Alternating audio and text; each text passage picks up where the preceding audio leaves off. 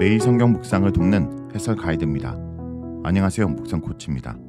함께 읽고 나눌 말씀은 사도행전 4장 1절에서 12절까지 말씀입니다.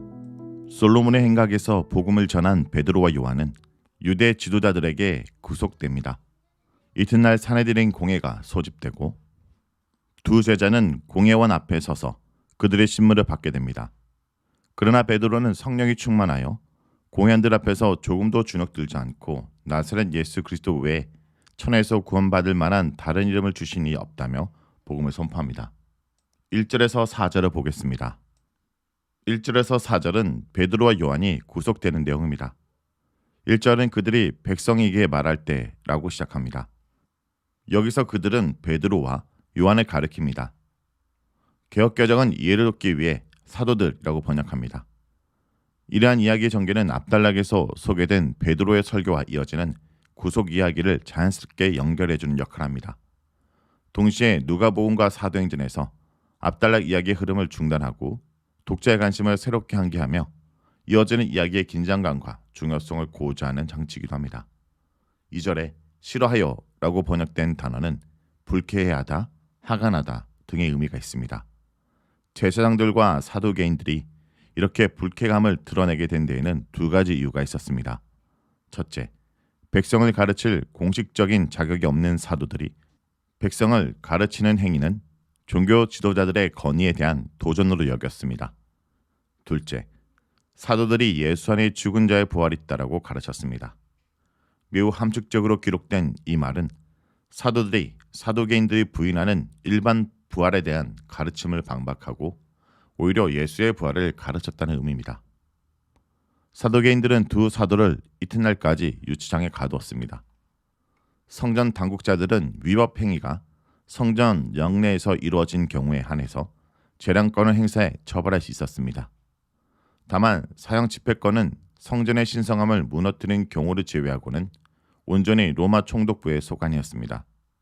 성전의 신성함을 더럽히는 행위에 대해서는 로마 시민권일지라도 산헤드린 공회에 의해 사형에 처할 수 있었습니다. 사도들이 구금되었는데도 복음을 듣고 믿는 자가 많아 그 수가 남자만 5,000명에 달했습니다. 이는 여자와 어린이들을 제외한 성도의 숫자가 사도행전 2장 41절에 3,000명에서 5,000명으로 늘어났다는 의미일 것입니다. 다음은 5절에서 12절입니다. 5절에서 12절은 신문과 변론에 관한 내용입니다. 5절에 관리들과 장로들과 서기관들이 예루살렘에 모였다라는 것은 이스라엘의 사법기관인 산헤드린 공회가 소집되었음을 의미합니다. 6절은 그 내용을 조금 더 상세히 설명하는 역할을 하는데 본문은 초대교회에 대한 유대인들의 초기 박해가 특별히 사두개인들에 의해 이루어졌음을 강조합니다. 6절의 안나스는 주 6년에서 14년에 대제사장직을 지냈으나 로마 정부로부터 해고당했고 그의 가문 중에서 사위인 가냐바가 주 18년에서 36년에 대제사장직을 수행했습니다. 해임이 되었음에도 불구하고 안나스는 계속해서 영향력을 행사했으며 비공식적으로 대제사장이라는 칭호를 유지했던 것으로 보입니다. 요한과 알렉산더에 대해서는 정확하게 알 수 없습니다. 그러나 다른 사본에서 요한을 요나단으로 기록하면서 가야바를 이어 주 36년에 대제사장이 된 안나스의 다른 아들 요나단임을 시사합니다. 산헤드린 공회원들은 반원 형태로 둘러앉아 그 가운데 두 사도를 세우고 신문을 시작한 것으로 보입니다.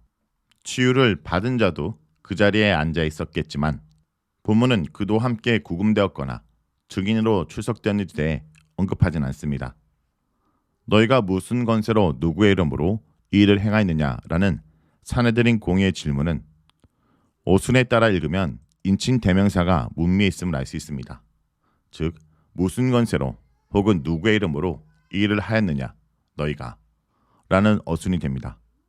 다시 말해 인칭 대명사 너희가 문장의 맨 뒤에 옴으로써 너희 같은 자들이 라는 경멸적 뉘앙스를 담고 있습니다. 이에 베드로는 성령이 충만하여 라고 대답합니다. 성령 충만한 표현은 채우다 라는 의미의 플레미 동사가 수동태가 되어 성령으로 채워져 성령 충만하여 라는 의미를 나타냅니다. 여기서는 특별히 성령의 감동을 따라 말하는 것을 묘사한 것으로서 성령의 특별한 역할에 초점이 있습니다. 성령의 역할은 예수 그리스도의 복음을 담대히 전하도록 돕는 것입니다. 예수님도 복음서에서 이러한 성령의 역할에 대해서 말씀하신 바 있습니다. 본문은 8절에서 12절까지 베드로의 발언을 기록합니다. 그런데 이 발언을 원어로 읽어보면 의도적으로 베드로의 진술을 성령의 감동을 따라 행하는 학식이 있고 비범한 사람의 연설물처럼 기록합니다. 본문은 특히 8절에서 10절에 조건문과 관계대명사와 장한 수식어를 통해 수사학적 효과를 높입니다. 첫째, 병든 사람을 낫게 한 일을 착한 일로 강조합니다. 둘째, 나사렛 예수를 수식하기 위해 너희가 십자가에 못 박은이라는 수식어를 사용해 유대 지도자들의 책임을 부각합니다.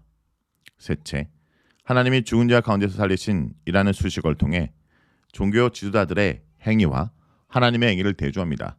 넷째, 치유 사건을 강조하기 위해 나사렛 예수 그리스도의 이름으로와 이분으로 인해 라는 것을 중복적으로 사용합니다. 그럼에도 불구하고 메시아신 예수님 때문에 이 사람이 건강하게 너희 앞에 서 있다는 사실이 강조되고 있습니다. 구원을 받다로 번역된 단어는 육체적 건강과 영적 건강의 회복을 가리킵니다. 11절은 시편 118편 22절을 인용합니다. 시편에서 말하는 건축자들은 지금 베드로의 말을 듣고 있는 가야바를 비롯한 유대 지도자들을 은유적으로 가리킵니다. 쓸모없다고 버린 돌이 중요한 머릿돌이 되었다는 의미로서 베드로는 이 시편 구절을 하나님이 예수를 달리 살리신 부활 사건에 적용하고 있습니다. 물론 이 시편은 베드로가 처음 인용한 것은 아닙니다. 예수님도 복음서에서 악한 포도원 농부의 비유를 말씀하시고 이 시편 구절을 인용하신 바 있습니다. 12절은 예수 그리스도가 유일한 구원자임을 천명합니다. 하나님이 예수님을 달리 살리셔서 그의 우편에 앉게 하시고 만민의 구세주로 삼으셨기 때문에 오직 그를 통해서만 구원이 있음을 선포합니다. 여기서 사용된 명사 구원과 동사 구원하다는 하나님의 심판으로부터 건짐을 받게 되는 영적 구원을 가리킵니다. 베드로의 이러한 선언에는 오직 예수님을 통해서만 구원을 얻을 수 있으므로 그 예수를 더 이상 거부하지 말라는 진정어린 당부가 담겨 있습니다. 성도 여러분, 건축자들에게 버림받은 돌 같은 예수님을 하나님 나라를 세운 데 가장 결정적인 주춧돌이 되게 하셨습니다. 건축자들과 같은 유대 종교 지도자들은 예수님을 십자가에 못 박혀 죽였지만 하나님은 그를 다시 살리셔서 누구든지 그 이름을 믿는 자들로 하여금 하나님의 백성이 되게 하는 권세 있는 이름으로 삼으신 것입니다. 그러므로 죽은 자 가운데서 부활하신 예수님의 이름이 아니고서는 그 어떤 위대한 이름으로도 하나님의 구원을 얻을 수 없습니다. 오직 예수 그리스도의 이름으로만 구원을 얻는다라는 이 진리가 배타적이고 독선적으로 비치는 시대 속에서도 여전히 이 말씀은 우리가 붙들어야 될 진리입니다.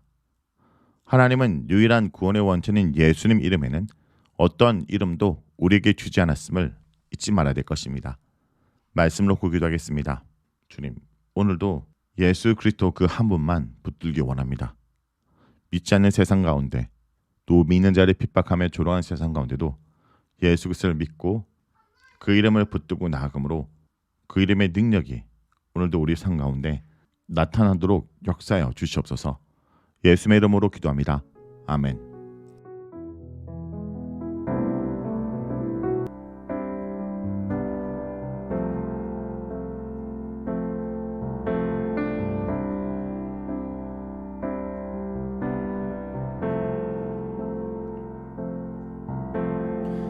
능력의 이름 예수, 권능의 이름 예수, 모든 강력을 파는 예수, 생명 되신 예수, 치유의 이름 예수, 용서의 이름 예수, 자유 주시는 그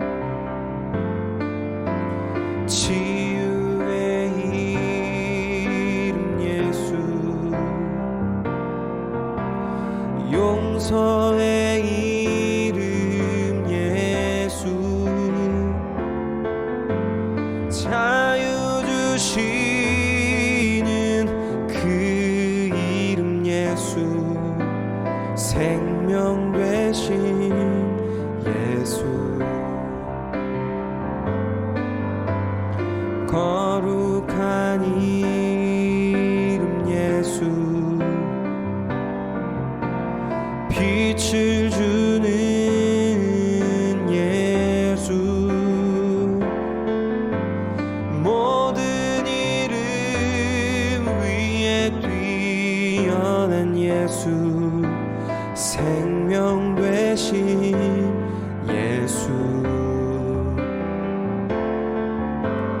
모든 이름 위에 뛰어난 예수, 생명 되신 예수.